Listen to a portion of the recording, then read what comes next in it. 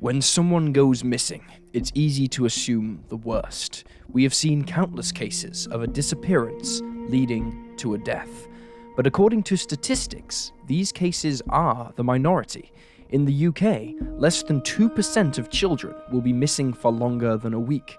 Similarly, less than 1% of adults will be missing for longer than a month.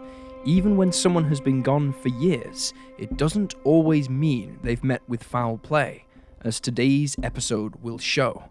Join us as we examine 3 people who disappeared but turned up alive years later.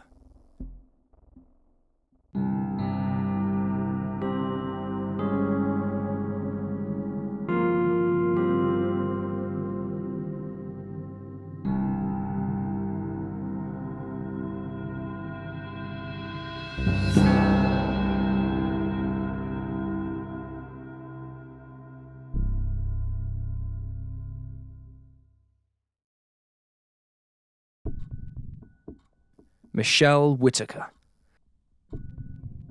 33-year-old Michele Whitaker was last seen on August 16, 2002 in Spartanburg, South Carolina at a Truck Stops of America off the I-85. In the weeks before she went missing, Michele had been arrested for a DUI, and around the time of her disappearance, she had been released from jail instead of being taken to receive court-ordered treatment for drug and alcohol abuse. Details on Michele's disappearance are few and far between, but the TV show Disappeared reported that she was dropped off at a truck stop by a friend who was later questioned by police and issued a polygraph test, which he passed. In the years following the disappearance, Michele never accessed her bank account or used her social security number. By all accounts, she had vanished off the face of the earth. Investigators suspected that she'd met with foul play at the truck stop, but struggled to find evidence or witnesses to support this theory. Just 1 month after she vanished, Michele's co-worker, 21-year-old Heather Sellers, also went missing. Authorities immediately turned their attention to Heather's boyfriend, Jonathan Vick, who they already suspected of being responsible for the rape and murder of a hairdresser in 1995. They also now believed that Vick may have been involved with Michele's disappearance, as well as Heather's. In October of 2005, the Spartanburg County Sheriff's Office received an anonymous letter that claimed Michele had been murdered and her body had been dumped near a pond in Landrum, South Carolina. Though a search of the area was conducted, no trace of Michele was found. While authorities were not able to tie the cases of Michele and Heather to Vick, he was eventually convicted of the 1995 hairdresser murder. For 6 years, Michele's whereabouts remained unknown, with many, including some family members and investigators, believing she was dead. However, everything changed when a tip came into the sheriff's office. In Oregon, 2008, a woman watching an episode of Forensic Files recognized a photograph that was shown on the program. This particular episode was about Jonathan Vick, and included an image of Michele as she was still thought to be linked to him. But the woman watching the show recognized the photo immediately. It was of her neighbor. In August, the Spartanburg County Sheriff Office announced that Michele Whitaker had been located in Oregon, where she'd been living for 2 years. She was safe and well, but no further details were given. The sheriff added that Michele had been unaware that her disappearance had turned into a homicide investigation. Michele met with her family shortly after the announcement came and later attended her sister's wedding. She explained to her loved ones that she'd left in 2002 to start a new life, away from the troubles she had faced while living in South Carolina. Natasha Ryan. 14-year-old Natasha Ryan was last seen on August 31st, 1998, when her mother dropped her off at a school in Rockhampton, Queensland, Australia. She was reported missing later that day. In the weeks before she disappeared, Natasha had run away from home. Though she'd been happy and content in her childhood, her parents' divorce and her transition into her teenage years had led her to become a more troubled individual. She experimented with drugs and had reportedly attempted suicide. She had also started seeing a man, Scott Black, who was 21 or 22 at the time. During this first runaway attempt, Natasha had been accompanied by Black and had been found after just 2 days. Black was charged with willful obstruction of police, to which he pled guilty, as he had told the police that he had no idea where she was, despite the fact that he had helped her hide. He had also reportedly been charged with abduction, but this charge was later dropped. Within hours of Natasha's second disappearance, police proposed the theory that the young girl had become a victim of Leonard Frazier, a Rockhampton serial killer known to abduct and sexually assault his targets before their deaths. Though Frazier confessed to the crime, claiming he'd met Natasha at a cinema and offered her a ride home before attacking her, he had done so in a deal with the police, which allowed him to avoid general population in prison. Natasha's family eventually conceded that she was dead and that she'd been killed at the hands of Frazier. They held a memorial service on her 17th birthday in 2001. In the middle of Frazier's trial, in April of 2003, however, the case took an incredible turn when it was announced in courts that Frazier was not guilty of the murder of Natasha Ryan because she was still alive. On the night of April 10th, just 1 day before this announcement came, police officers raided a house in North Rockhampton, just minutes away from the home of Natasha's mother. The property belonged to Scott Black, who, it turned out, had been helping the 14-year-old hide since her 1998 disappearance. Black, a milkman at a dairy factory, appeared to have been living alone. None of his colleagues or friends suspected that anything was awry. He only ever hung out his own clothes on the washing line, and his house was always empty and quiet whenever guests were over. During these times, Natasha hid in a cupboard until they left. The rest of the time, the teenager was free to move about the house. The pair kept the curtains drawn at all times, though, and Natasha only left home under the cover of night, where she'd often take trips to the beach. Inside the home, the 14-year-old learned to cook and sew, and spent much of her time reading and browsing the internet. Just weeks before Frazier's trial began, Natasha appeared to become concerned about the man who was about to be sentenced for a murder he never committed. She reached out to a children's counseling service and used the name Sally to confess to a counselor that she'd run away from home, was living with her boyfriend, and that a man was about to be tried for her death. On April 2nd, the counselor relayed the message to the police, who were unable to trace the call. However, days later, investigators received an anonymous letter that claimed Natasha was alive and well. The message included a phone number. While Natasha's father was delighted to find his daughter alive, her reunion with her mother didn't run quite as smoothly. Jenny Ryan recalled, quote, "I hated her. I could have grabbed her and just shook the hell out of her.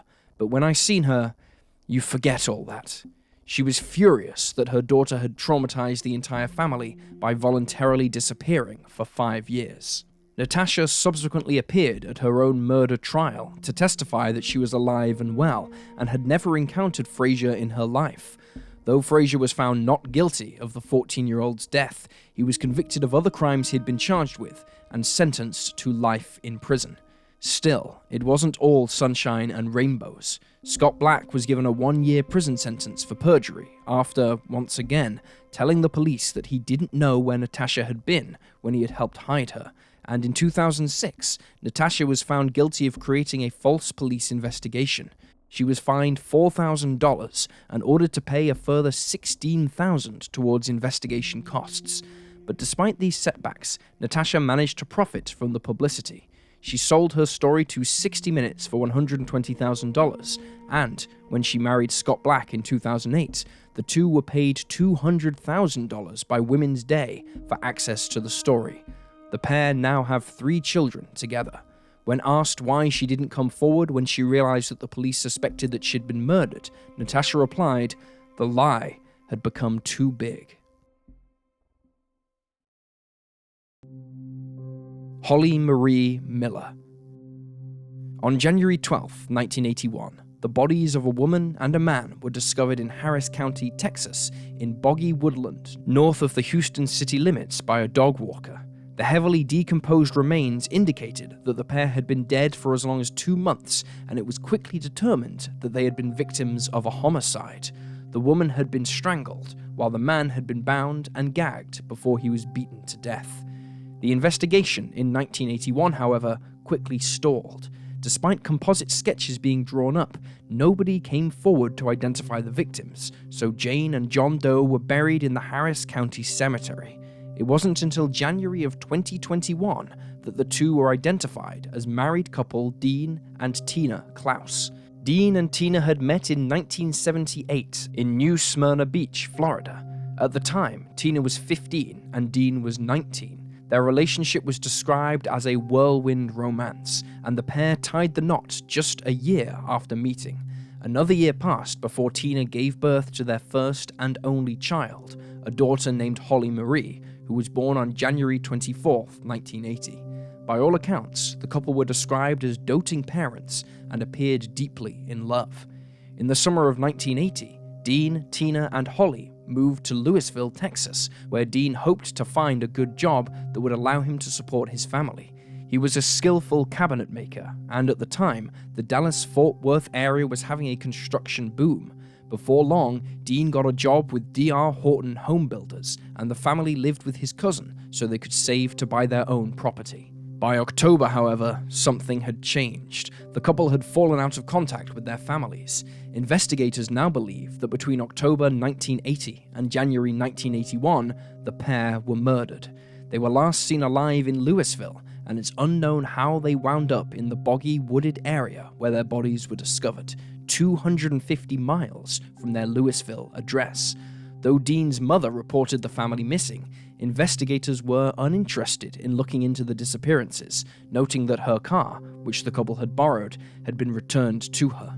Detectives suggested that this was proof the pair had decided to cut off contact with their families. When the bodies of the couple were finally identified in 2021, several questions remained, the most prominent of which was, where was baby Holly Marie?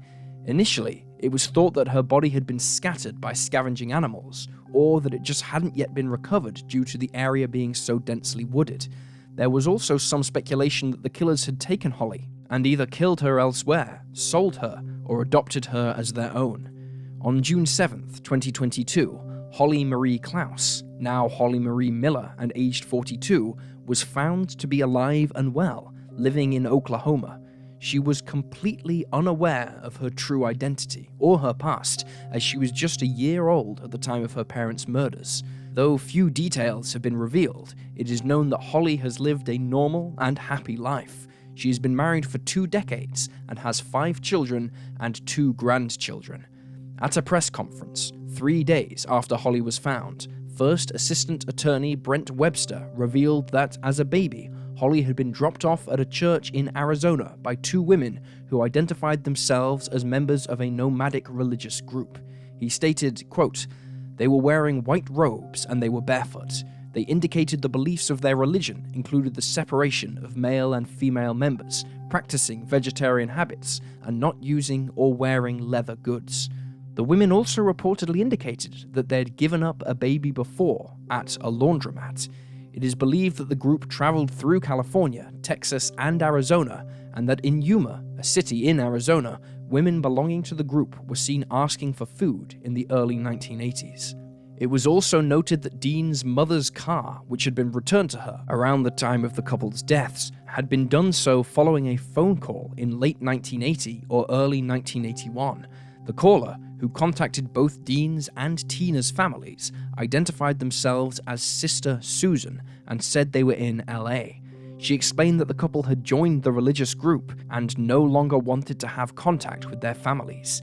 She then offered to return the car to Florida for a fee. The family agreed and had the police accompany them to the meeting. Although some of the group members were reportedly taken into custody, the police report for this incident has not been located. Family members who were present at this meeting noted how odd it was. It had taken place at night at the Daytona racetrack in Florida, and multiple group members were present, but only Sister Susan spoke. There is speculation that the car was returned in the hopes it would deter the police from investigating the missing couple. The family who raised Holly are not considered suspects in the case. Holly met her biological family through video call before meeting in person. Dean's mother, Donna Casasanta, said, "I prayed for more than 40 years for answers, and the Lord has revealed some of it. We have found Holly." She added that the news was a birthday present from heaven because Holly was located on her biological father's birthday. Though Holly has been found, the murder of her parents is still being investigated. If you have any information about the case of Tina and Dean Klaus, you can contact the Texas Attorney General's Cold Case and Missing Persons Unit at 512-936-0742, or you can email them at coldcaseunit@oaq.texas.gov. And there you have the facts. Please leave a comment down below with your own theories and speculations, and remember to like this video and subscribe to support the channel. Thank you for watching. Stay alert, stay safe, and I'll see you next time.